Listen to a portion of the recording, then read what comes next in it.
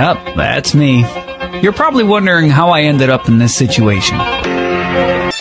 Ito na nga, ang pagbabalik ng buhay Pokerista. Bali, niskip ko na yung main event dun sa Hanoi, so dumiretso na kami dito sa Taipei. Unang gabi, nagpa-condition muna kami sa Dream Room. Naglaro muna kami ng TLT or Timetable Tournament. Cash out agad yan.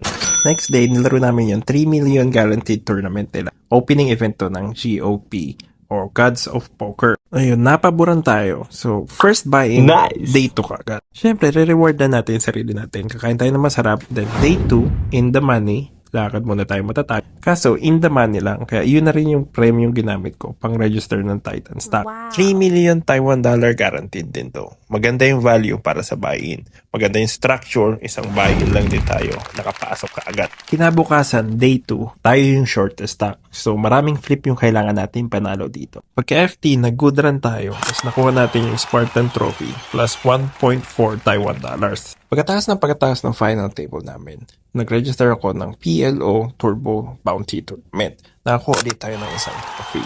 Ito na ata yung comeback na sinasabi nila. Kaya wag na wag niyo susukuan yung sarili niyo. Wag na wag niyo rin susukuan yung mga tao nagtitiwala sa inyo.